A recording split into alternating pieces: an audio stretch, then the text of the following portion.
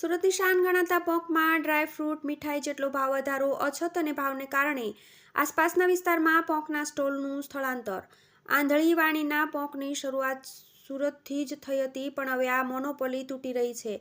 એક સમયે સુરતની ઓળખ ગણાતો પોંક માત્ર સુરતમાં જ મળતો હતો, પરંતુ હવે સુરતમાં વિષમ આબોહવાના કારણે પોંકનું સ્થળાંતર થઈ રહ્યું છે. છેલ્લા કેટલાક વખતથી સુરતમાં પોંકની અછત અને ડિમાન્ડ વધુ હોવાથી ડ્રાયફ્રૂટ મીઠાઈ જેવો ભાવ પોંકનો સાંભળવા મળી રહ્યો છે, જેના કારણે હવે સુરતથી આસપાસના નવસારી, બારડોલી, હાંસોટ અને કરજણ હાઈવે વિસ્તારમાં પોંકના સ્ટોલ વધી રહ્યા છે અને ત્યાં પણ સુરતની ઘરાકી જોવા મળી રહી છે.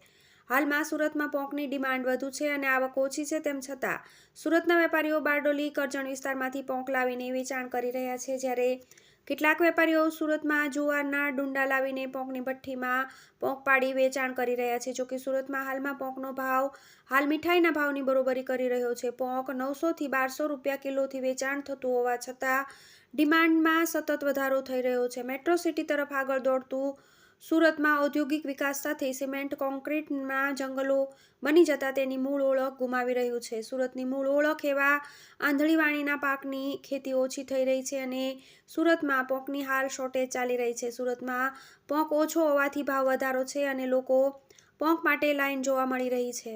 સુરતમાં પોંક ઓછો છે અને ભાવ વધુ હોવાથી હવે સુરતના પોંકના સ્ટોલનું સુરતની આસપાસના વિસ્તારમાં સ્થળાંતર થઈ રહ્યું છે. હાલમાં સુરત નવસારી રોડ પર નવસારી નદીના બ્રિજ પહેલા પોંકના સ્ટોલ જોવા મળે છે. આ વિસ્તારમાં પોંક સુરત કરતાં થોડો નરમ અને મીઠો છે અને સુરત કરતાં ભાવ પણ ઓછો છે. આવી જ રીતે બારડોલી વિસ્તારમાં પણ પોંકના સ્ટોલ જોવા મળી રહ્યા છે. ત્યાં પણ સુરત કરતાં ઓછો ભાવ છે. આ ઉપરાંત ઓલપાડ નજીક આવેલા હાંસોટ, અંકલેશ્વર અને કરજણ હાઈવે પર પણ પોંકના સ્ટોલ જોવા મળી રહ્યા છે. સુરત કરતાં સસ્તો પોંક અને ક્વોલિટી પણ સારી હોવાથી કેટલાક લોકો રજાના દિવસોમાં નવસારી, બારડોલી વિસ્તારમાં પોંક ખાવા માટે પહોંચી રહ્યા છે.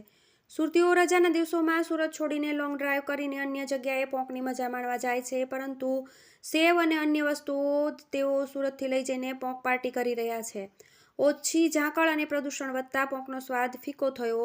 પોંકના કારણે સમગ્ર વિશ્વમાં સુરતની ઓળખ ઊભી થઈ છે, પરંતુ સુરતમાં શહેરીકરણ, સિમેન્ટ, કોન્ક્રીટ, જંગલ અને ખેતરો ઓછા થઈ રહ્યા છે. મેટ્રો સિટી તરફ આગળ દોડતું સુરતમાં ઔદ્યોગિક વિકાસમાં સાથે સિમેન્ટ કોન્ક્રીટના જંગલો બની જતા તેની મૂળ ઓળખ ગુમાવી રહ્યું છે. સુરતની મૂળ ઓળખ એવા આંધળી વાણીના પોંકની ખેતી સુરતથી દૂર જઈ રહી છે. આ ઉપરાંત સુરતમાં ઔદ્યોગિક એકમો અને પ્રદૂષણની માત્રા વધુમાં હોવાથી ઠંડી પહેલા જેવી પડતી નથી.